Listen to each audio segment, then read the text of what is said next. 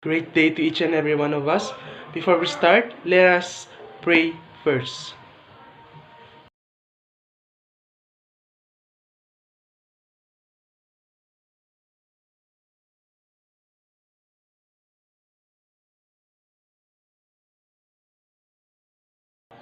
So, good morning, everyone.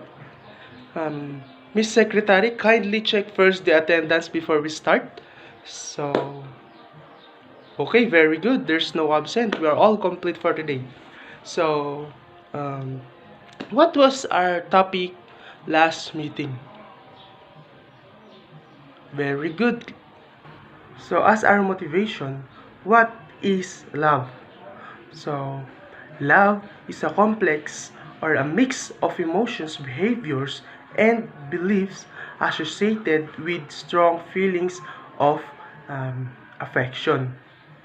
So, protectiveness, warmth, and respect for another person. For example, a person might say he or she loves his or her dog. So, loves freedom or loves God. So, have you ever been experienced to be loved and being loved or being in love? Okay, very good. So, give some example of love. Okay, very good. So an example of love is what our parents feel when they are looking at their baby while sleeping. So that is one of the example of love.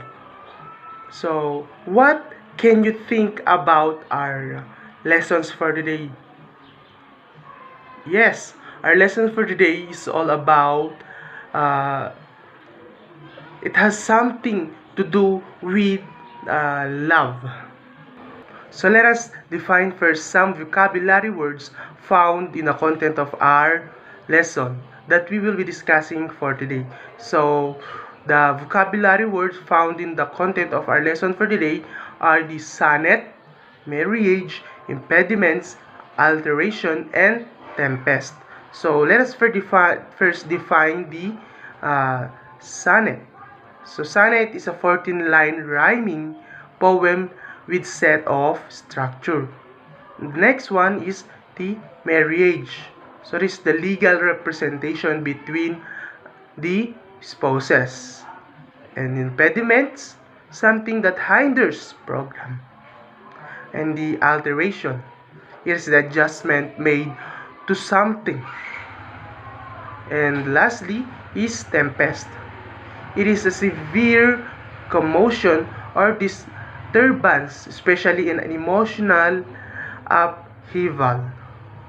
So our lesson for today is all about the poem Sonnet 116. But before we start, um, let me present to you first our objective for our lesson. So the first is the identify the message of the sonnet through examining each line. Second one, explain the advantage and disadvantage of the puppy love. C, dramatizing the theme of the sonnet showing the advantage and disadvantage of the puppy love. And lastly is discussion.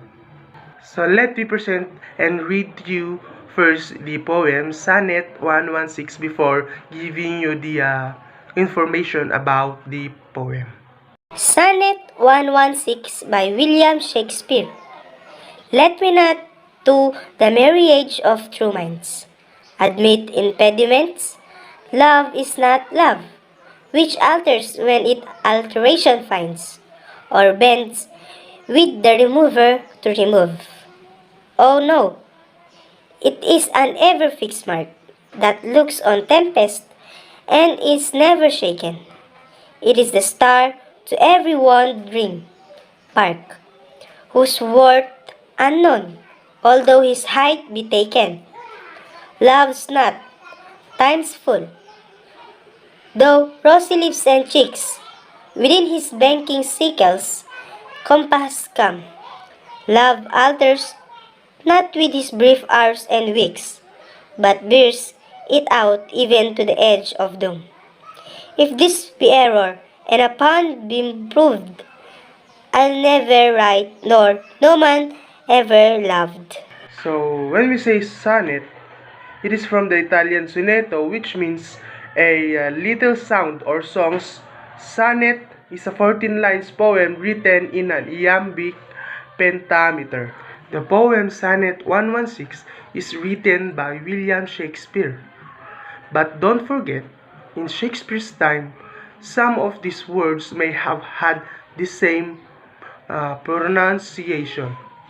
The first 12 lines build to a climax, asserting what is love by stating what is not.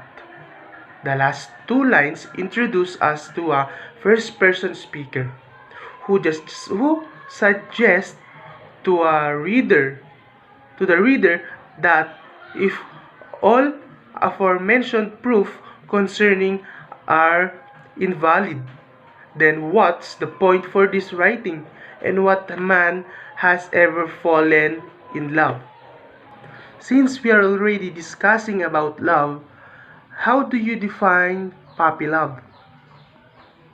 Okay, very good. So, the puppy love, also known as a crush, is an informal term for feelings of romantic or platonic love, often felt during childhood and adolescence. It is named for its resemblance to the adoring, worshipful affection that may be felt by a puppy. So, did you experience having a feeling or in a situation you called puppy love? Okay, very good. Now, what are the advantage in puppy love? Okay, very good. So the advantage of puppy loves are the feeling you may feel blessed, feel conscious, feel inspired, feeling motivated, and etc. And do you think there is an advantage and disadvantage of puppy love? Okay, now give me some advantage of puppy love. Okay, very good. So, some advantage of the puppy love, you may feel motivated in everything you do. And also, you are inspired to do such thing. And maybe you feel that you are important, right? And then the what must be the possible disadvantage of the puppy love? So, walking up, so the example of this advantage is that waking up late in the morning because of texting with the special someone. So, another example is that loss of focus, sometimes because of thinking about him or her. So, the focus of this lover will become lost because of they are not uh, thinking with other important matter. So as an application, make a poster based on the theme of the poem. Make sure that you show the disadvantage and advantage of puppy love. So you will be grouped into 4 groups. And in your poster, you must show the certain image of advantage and disadvantage of puppy love. So the duration of poster making is good for 15 minutes. And here are the rubrics to observe and to follow in making your group activity.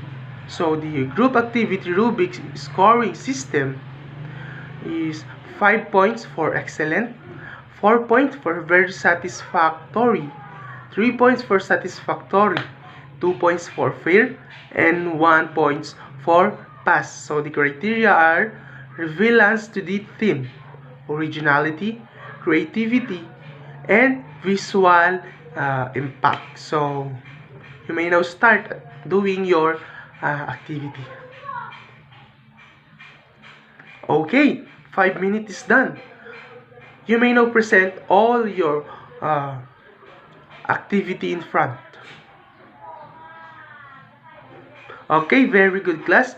You're all good on presenting your output. Since you did a grade on making a poster defining the disadvantage and advantage of puppy love, what advantage and disadvantage have you observed in your presentation? Okay, very good. So the advantage and disadvantage that I have observed in your presentation is that the positive and negative impact of love in our life. So, what you think is the theme of this sonnet? So, the theme of this sonnet is all about love, right? It's all about love. So, what does the sonnet want to convey? The sonnet 116 convey the love is a mysterious force whose worth unknown, implying love is particles and beyond the ability of man to evaluate even though his height is taken. So, good job guys. So, Shakespeare uh, expresses this through his understanding and knowledge of true love. It is understood that in Sonnet 116, Shakespeare defines love as being constant and strong. This means that true love doesn't change no matter what circumstances, whether physical, mental, or spiritual come about. So that's all for today. Thank you for listening and God bless.